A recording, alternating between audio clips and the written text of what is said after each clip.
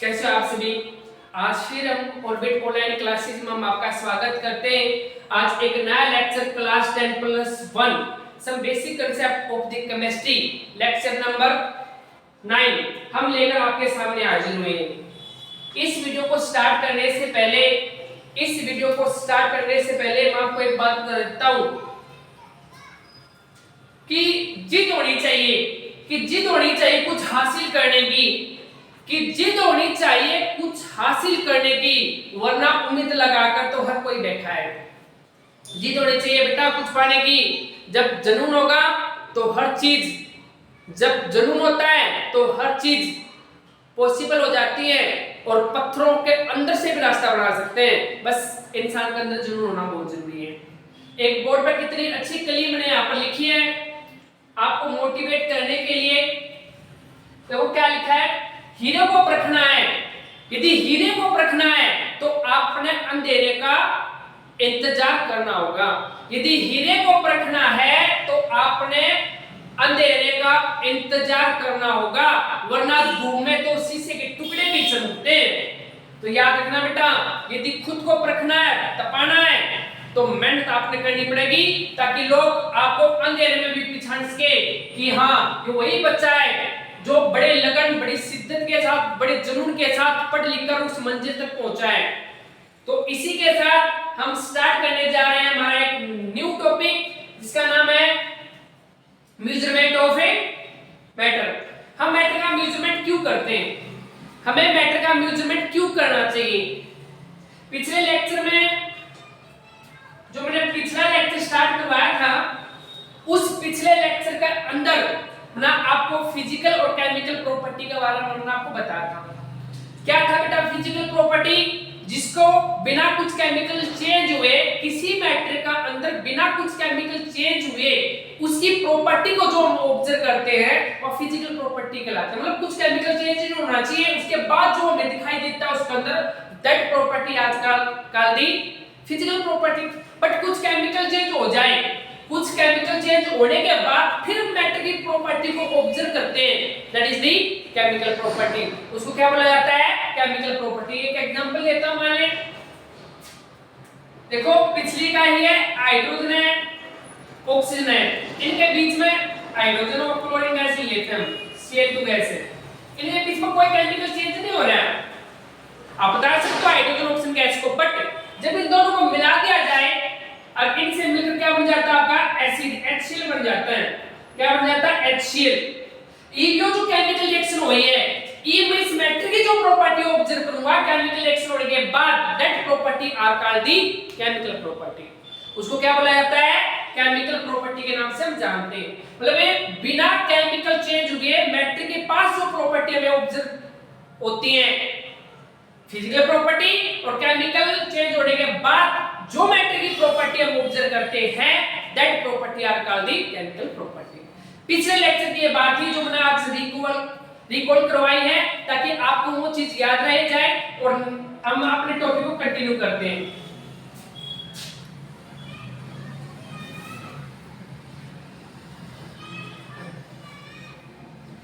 देखो ऊपर लिखा है क्या है, best measurement system for matter. Matter के लिए बेस्ट मेजरमेंट सिस्टम क्या बनाया गया कि हर कोई कंट्री किसी को यदि मेजरमेंट करना पड़ जाए उसके लिए सारी चीज बराबर हो पाए। मतलब एक ऐसा सिस्टम तैयार करना पड़ा बेटा, क्योंकि हम इंपोर्ट एक्सपोर्ट करते हैं तो उनकी यूनिट अलग होती है, दूसरे देशों के यूनिट अलग होते हैं, हमारे देश की यूनिट अलग होती है। तो हमें लेन देन में काफी प्रॉब्लम का सामना करना पड़ रहा था, है ना। एक मिनट,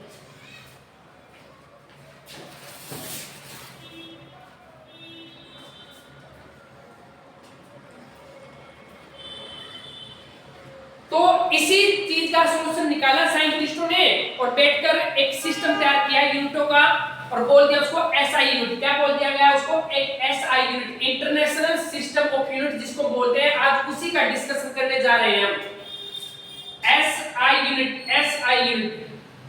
इसको क्या बोला जाता है, इंटरनेशनल सिस्टम ऑफ यूनिट तैयार की गई और बताया गया हर कोई कंट्री मतलब इन्हीं यूनिटों को फॉलो करेंगे किसी चीज को मेजरमेंट करने के लिए। तो तो ये फ्रेंच से आई थी बेटा, ऐसा यूनिट जो आई थी वो फ्रेंच से निकल कर आई थी। कहां से आई थी? फ्रेंच से। फ्रेंच का सिस्टम हमने अपनाना पड़ा था, तकरीबन सारी कंट्रियों ने फ्रेंच का सिस्टम ही अपनाया था 11th के अंदर, 11th सेंचुरी के अंदर की बात है ये, काफी पुरानी बात है ये, जब इस सिस्टम को तैयार किया गया था। और एक बात, एक मिनट, 11th का अंदर 11th सेंचुरी के अंदर क्या था, 1875 में पेरिस के अंदर उसके ऊपर साइन कर दिए गए थे मोस्टली देशों ने, जिस देश के साइंटिस्ट वहां पर इन्वॉल्व थे, कि हम आज से किसी भी मैटर का यदि मेजरमेंट हमें करना पड़े तो हम एसआई सिस्टम को ही अपनाएंगे। तो उस एसआई सिस्टम में 7 यूनिटों को रखा गया है, जिसको हम फंडामेंटल यूनिट बोलते हैं या फिर बेसिक यूनिट के नाम से जानते हैं। बट पहला क्या था बेटा, इसको स्टार्ट करने से पहले एक टॉपिक को रिकॉल करवा देता हूं, जो फिजिक्स के अंदर काफी हमें देखने को मिलता है, आपको पता है इस चीज का। पहले हम क्या करते थे, जो मेजरमेंट यूनिट थी हमारे पास, जो सिस्टम ऑफ जो यूनिट थी हमारे पास, पहले की बातें, सिस्टम ऑफ यूनिट, कैसे यूनिट मेजरमेंट करते थे आप? 3 चीजों के अंदर, ध्यान देना, जो हर चीज में आपको बारीकी से समझाऊंगा इस बात के ऊपर। पहले क्या था बेटा, फुट पाउंड सेकंड, एक था हमारे पास MKS सिस्टम, एक हमारे पास CGS सिस्टम, ये 3 सिस्टम। आपको पता है जो भी हम लेंथ मेजरमेंट करते थे, लेंथ मापते थे, किसी चीज की लंबाई मापते थे तो हम फुट के अंदर मापते थे। किसी चीज का मास मापना होता था हमें तो हम पाउंड में लेकर चलते थे। ब्रिटिश यूनिट थी ये, ब्रिटिश, कौन सी यूनिट थी आप? British unit. ब्रिटिश लोग क्या करते थे, लेंथ को फुट में मेजरमेंट करते थे। आज भी कई जगह फुट में माप लेते हैं कहीं कहीं पर, लेकिन इतना ज्यादा क्रेज नहीं है आज इस यूनिट का, क्योंकि ब्रिटिश यूनिट थी ना। तो लेंथ को फुट में मेजरमेंट करते थे वे, मास को पाउंड में मापते थे, और टाइम को, जो हमारा टाइम था उसको सेकंड के अंदर मेजरमेंट किया करते थे। और एमके सिस्टम की क्या खास बात है बेटा, एमके सिस्टम की क्या खास बात है, जो लेंथ होती है, जो लेंथ होती है उसको मीटर में मापते हैं। अब आप जो मास होता है, जो मास होता है उसको किलोग्राम में मापा जाता है। जो टाइम होता है, जो टाइम होता है उसको सेकंड में मापते हैं आप, किसमें? इन एमके सिस्टम के अंदर। सीजे सिस्टम में की क्या खास बात है, जो लेंथ होती है, जो लेंथ होती है उसको सेंटीमीटर में मापते हैं। जो मास होता है, मास, उसको ग्राम में मापा गया है। और जो टाइम होता है, जो टाइम होता है उसको सेकंड में मापते हैं। हर सिस्टम की अपनी एक बात होती है। जो यहाँ पर मैंने मेंशन की है, आप इसको नोट करो, जो चीज मैंने यहाँ पर लिखी है उस चीज को नोट करो कि सिस्टम ऑफ यूनिट कैसे कैसे थी हमारे पास। पहले फुट पाउंड सेकंड थी, उसके बाद एमकेएस, उसके बाद सीजीएस। क्योंकि क्या था, कुछ चीज ऐसी होती है हमारे पास, एक लार्ज क्वांटिटी में कोई चीज हमें खरीदनी पड़ जाए तो हम छोटी यूनिटों का यूज तो कर लेते हैं, लेकिन काफी डिफिकल्ट पड़ता है उसको याद रखने के लिए। इसलिए मैंने सिस्टम तैयार कर दिया। भाई बड़ी कोई चीज ज्यादा खरीदनी है तो हम एमके सिस्टम का यूज कर लेंगे, कोई चीज कम खरीदनी हो आपने तो वहां पर हम सीजी सिस्टम का भी यूज कर सकते हैं, है ना। जब आपको पता है, भले सुनार की दुकान पर जाए हम और गोल्ड ले, 1 किलो गोल्ड दे दो, 1 किलो गोल्ड, आपको पता है 1 किलो गोल्ड कितना महंगा होता है, तो बहुत ज्यादा महंगा होता है, बहुत ज्यादा एक्सपेंसिव। आपको पता है इस चीज का, हम इतनी चीज को पे नहीं कर पाते हैं, तो उसको उसकी छोटी यूनिट के अंदर में मेजरमेंट करना पड़ता है। इसलिए तो इन चीजों को तैयार किया गया है, ताकि उनको बताना, उनको याद रखना थोड़ा अच्छा लगे, इजी लगे। इजी वे तैयार कर दिया, उन चीजों को याद कर पाना हमारे लिए बहुत आसान हो चुके हैं। ओके, इसको नोट करो। तो ऐसा ही जो सिस्टम दिया गया था और इसके ऊपर जो साइन किए गए पेरिस के अंदर, इसको ऊपर साइन होते बेटा, और कब होते इसको ऊपर साइन 1875 में, साइन अप 1875 में इसको ऊपर साइन कर दिए थे कि हम एसआई सिस्टम का ही यूज करेंगे। किसका यूज करेंगे? हम एसआई सिस्टम का ही यूज करेंगे मैटर को मेजरमेंट करने के लिए। ओके, क्या था हमारा? 7 फंडामेंटल यूनिट दी गई, नोट करना है यहां पर। फंडामेंटल यूनिट, जिसको मैं बेसिक यूनिट के नाम से भी जानते हैं। बेसिक यूनिट के नाम से 7 यूनिट तैयार की, उसको फंडामेंटल यूनिट भी बोलते हैं, उसको बेसिक यूनिट के नाम से भी जानते हैं हमारी, मतलब बेसिक क्वांटिटी है हमारी। ओके, कौन कौन सी थी? लेंथ, यहां पर सीरियल नंबर लिख देता हूं मैं, सीरियल नंबर।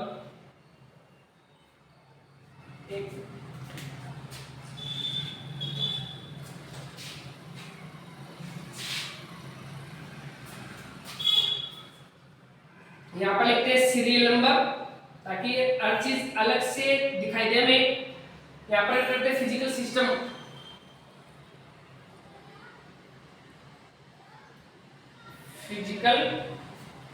फिजिकल यूनिट लिख लिया, फिर फिजिकल सिस्टम लिख लो, आपकी मर्जी है। चलो हम फिजिकल सिस्टम में लिख देते हैं यहां पर।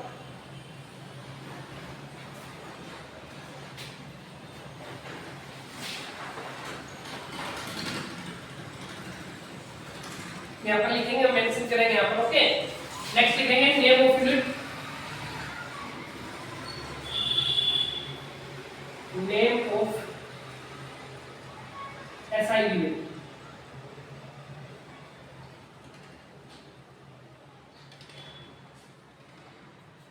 नेम ऑफ एसआई यूनिट, और यहां पर उसके सिंबल लिख देंगे हम।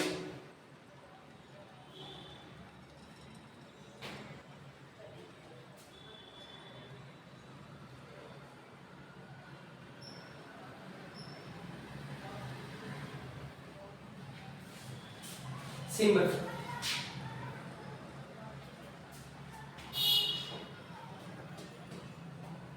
ये 4 कॉलम है, एक, ठीक है। देखो सीरियल नंबर क्या है, यहाँ पर 7 लिखी गई बेटा, 7 लिखी यहाँ पर, first, second, third, fourth, fifth, six और 7। एक बार मैं क्लियर देख लेता हूँ कि हमारी आ रही है, नहीं आ रही है? नहीं आ रही भाई, 7 मिनट में दिखाई नहीं दे रही। थोड़ा ऊपर की तरफ लिख देंगे हम, थोड़ा ऊपर की तरफ लिख देते हैं। First, second, third, fourth, fifth, six और 7। एक बार देख लेते हैं। हाँ, अब क्लियर जूम हो रही है। 7 है। पहले हमारी है लेंथ,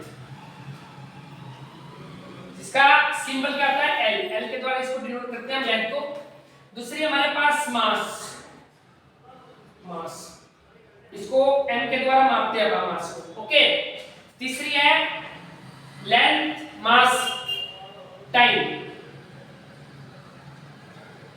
इसको टी के द्वारा दिखाएंगे हम। चौथी हमारे पास टेम्परेचर,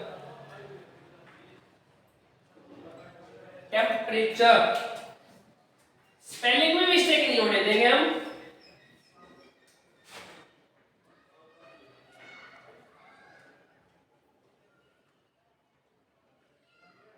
टेम्परेचर, इसको टी के द्वारा दिखाते हैं, कैपिटल टी और टाइम का स्मॉल टी है।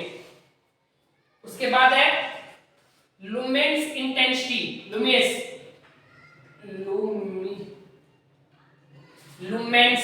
एक बार स्पेलिंग देख लेते हैं हम। लुमेंस इंटेंसिटी, सीधा इंटेंसिटी लिख देते हो।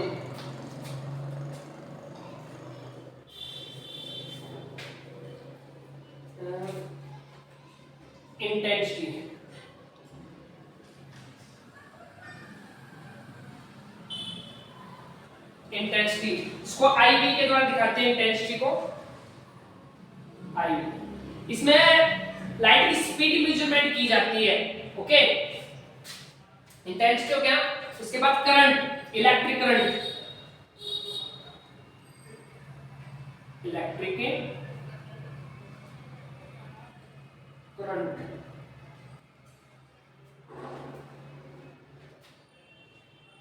इसको आई के द्वारा दिखाते हैं इलेक्ट्रिक करंट को, आई, करंट का सिंबल क्या होता है, आई।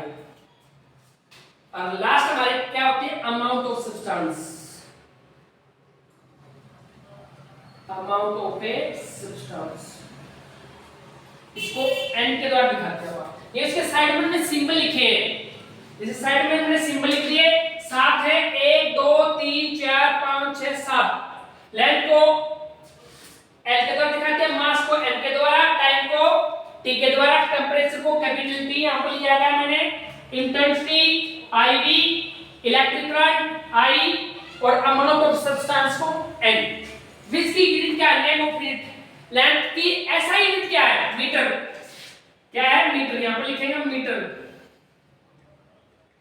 मीटर। मास की किलोग्राम, किलोग्राम। टाइम की सेकंड, सेकंड। टेंपरेचर की केल्विन, केल्विन। इंटेंसिटी की कैंडेला,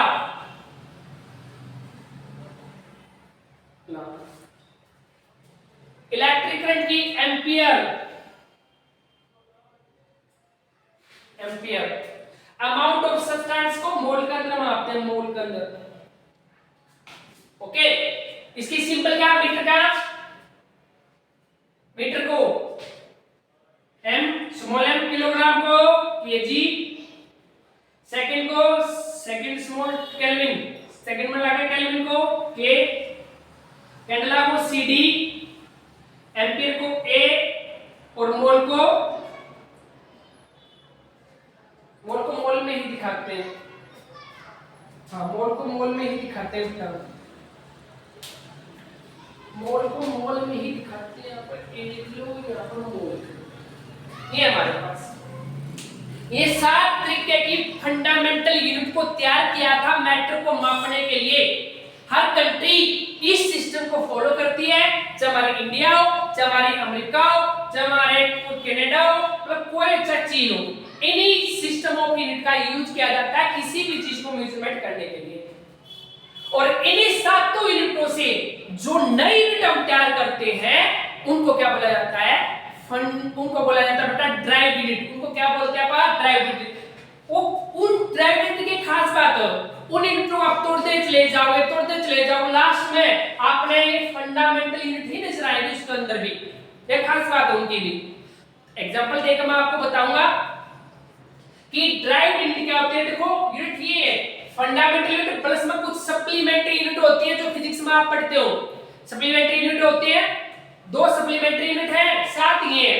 इनको बेसिक यूनिट माना गया है। इन्हीं से कोई चीज अलग कोई यूनिट निकालनी पड़ जाए में इन्हीं यूनिटों का हम यूज करते हैं उसको निकालने के लिए।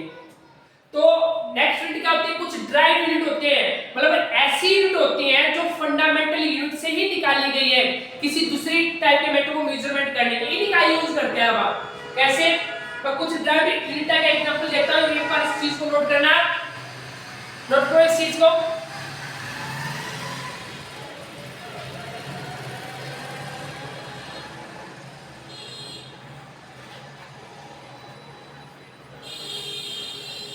यहाँ पर लास्ट दिखाई नहीं दे रहा है कंप्लीट, को मोल है यहाँ पर, यहाँ पर लिख देता हूँ मोल, MOL है। देखो लास्ट में नहीं दिखाई दे रहा, थोड़ा कैमरा अच्छे से प्रोटेक्ट जूम नहीं हो रहा है, तो यहाँ पर मोल लिखा गया है, MOL जो ऊपर लिखा है। नोट करो इस बात को। उसके बाद हम स्टार्ट करते हैं हमारी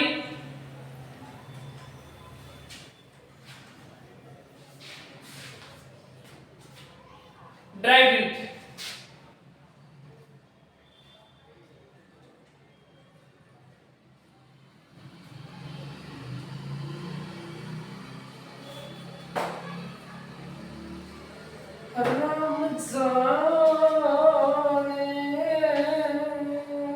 भगवान जी को देखो बेटा ड्राइव इन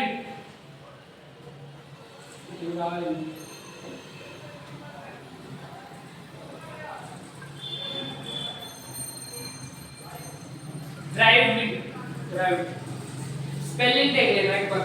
देखो फोन में चेक कर लेता हूँ स्पेलिंग क्या है इसकी। स्पेलिंग में बड़ी गलती होती है मुझसे।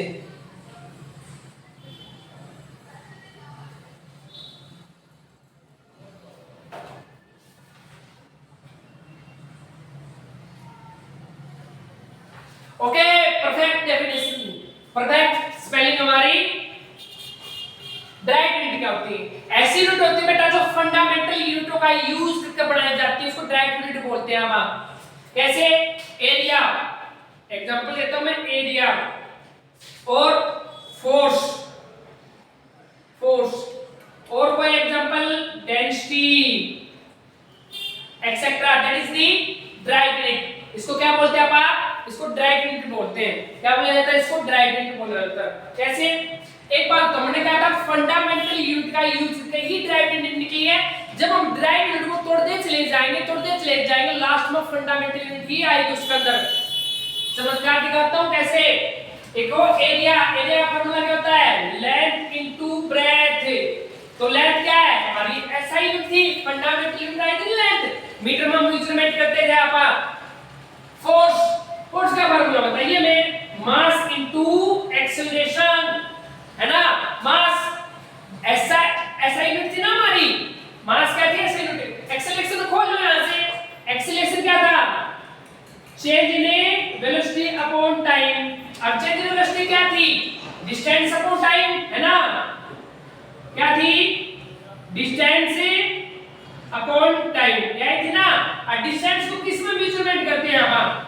लेंथ के अंदर मापते उससे। मतलब लास्ट में तुम तोड़ते चले जाएंगे, लास्ट में मैं आ रही फंडामेंटल यूनिट ही बचेगी हमारी। एक खास बात है इसके अंदर। डेंसिटी देख लो, डेंसिटी का फॉर्मूला क्या था? Mass by volume. मास क्या है? फंडामेंटल यूनिट है। और वॉल्यूम क्या है? Length into breadth into height, मतलब फंडामेंटल यूनिट है। मतलब ड्राइव यूनिट भी फंडामेंटल यूनिट से ही बनी है। यदि हम ड्राइव यूनिट को तोड़ते चले जाएंगे तो लास्ट में हमें फंडामेंटल यूनिट ही देखने को मिलती है। तो इसका मतलब क्या होती है? ड्राइव यूनिट कहां से निकाली गई है हमारी? फंडामेंटल यूनिटों का यूज किया गया है। ड्राइव यूनिट बनाने के लिए किसका यूज किया गया है? फंडामेंटल यूनिट का ही यूज किया गया है। ओके, तो next topic according to your NCERT book, next topic हमारा मास और वेट। हमारा मास क्या होता है, वेट क्या होता है, टेंपरेचर क्या होता है, इनका बारे में हम डिस्कस करेंगे। लेकिन आज इस लेक्चर के अंदर सिर्फ हम मास और वेट के बारे में ही जिक्र करेंगे। क्या होता है मास और वेट? हेडिंग डालो, मास। मास क्या होता है? मास क्या होता है? Amount of substance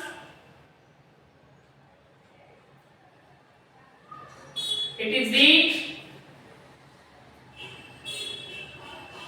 amount of substance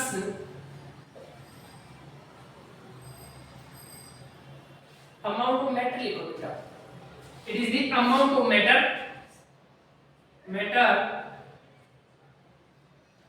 present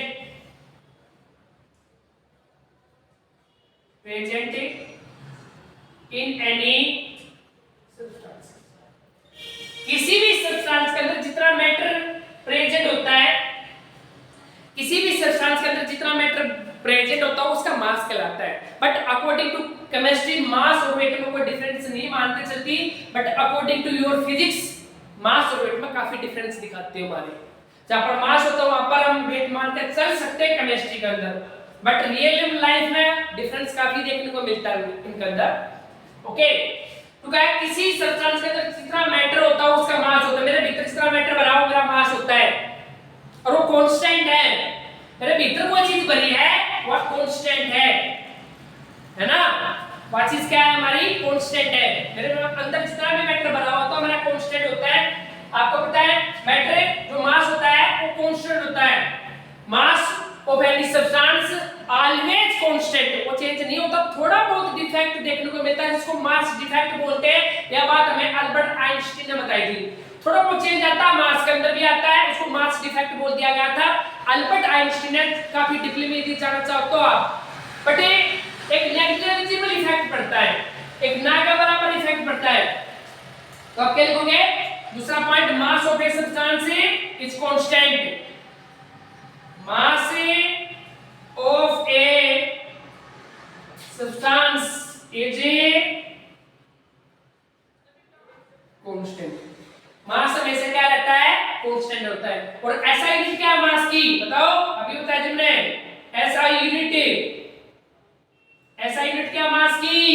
मास की ऐसा यूनिट क्या है? किलोग्राम। मास से हम किलोग्राम का अंदर मेजरमेंट करते हैं। तो कुछ इंपॉर्टेंट पॉइंट थे ये मास के बारे में जो आपने ध्यान रखनी है। किसी कोई भी मैटर जिस सब्सटेंस के अंदर जितना होता है वो उसका मास कहलाता है। मास की ऐसा यूनिट किलोग्राम होती है।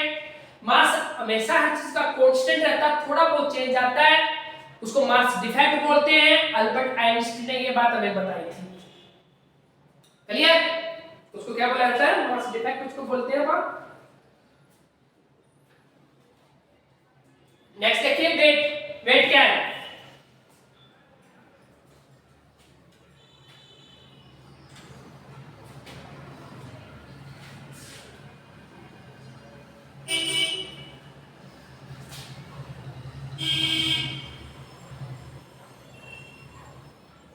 वेट क्या बोलते हैं? तो नोट करो डेफिनेशन वेट की। वेट किसको बोलते हैं? वेट एक डिपेंडेंट, ग्रेविटी डिपेंडेंट सिस्टम होता है। तो नोट करो, इट इज द फोर्स, मैं लिख देता हूं यहां पर, it is the force exerted, it is the force exerted by the gravity, exerted by the gravity on a given object। तो क्या एक फोर्स होता है? It is the force exerted by the gravity on A given object. मतलब wait हमारा किसके ऊपर dependent होता है? ग्रेविटी के ऊपर। किसके ऊपर डिपेंड करता है वेट? ग्रेविटी के ऊपर। अब वेट का फार्मूला क्या होता है? W is equal to the F mass, sorry m into g। हमारा वेट का फार्मूला क्या होता है? m into g। वेट का फार्मूला क्या होता है? m into g, mass into gravity. यदि देखो मैं बता देता हूं वेट और मास में क्या डिफरेंस होता है। जब ग्रेविटी से फ्री कर दिया जाए तो उसका मास होता है, जब ग्रेविटी टच में है कोई चीज तो हमारा वेट होता है।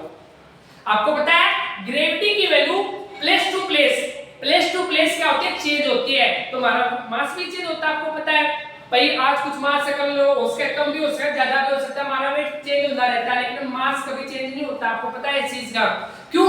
हमारी जो ग्रेविटी की वैल्यू है, क्योंकि जो वेट जो होता है वो ग्रेविटी के ऊपर डिपेंड करता है, और वेट किसके ऊपर डिपेंड करता है? ग्रेविटी के ऊपर। और ग्रेविटी क्या होती है? Gravity place to place change होती है हमारी, है ना? होती क्या है ग्रेविटी? आपको पता है ग्रेविटी क्या होती है? अर्थ और ऑब्जेक्ट के बीच का जो इंटरेक्शन होता है ना, उसको ग्रेविटी बोलते हैं। क्योंकि मैं क्या हूं? अर्थ के कांटेक्ट में हूं ना, मेरा फुट और अर्थ के बीच में एक इंटरेक्शन बना हुआ होता है, इसको ग्रेविटी बोलते हैं। और उसका जहां पर मैं खड़ा हूं यहां पर इंटरेक्शन स्ट्रांग हो और किसी नॉर्मल चीज के ऊपर जाकर खड़ा हो जाओ तो अपना इंटरेक्शन कमजोर भी हो सकता है। तो हमारी ग्रेविटी का जो ग्रेविटी है वो चेंज होती है। अगर ग्रेविटी चेंज होगी तो आपको पता है आपका वेट क्या होगा? चेंज हो जाएगा। आपका वेट क्या हो जाएगा? चेंज हो जाएगा। तो आज के लिए इस लेक्चर में इतना ही काफी है। नेक्स्ट लेक्चर में फिर मिलेंगे बेटा, नेक्स्ट लेक्चर नंबर 10 के साथ। तो 10 दिल का फिर आपके साथ फिर मिलते हैं नेक्स्ट वीडियो में। आज के लिए इतना ही काफी है। जय हिंद, जय Bharat Mata, Vande Mataram. Tell me guys, thank you.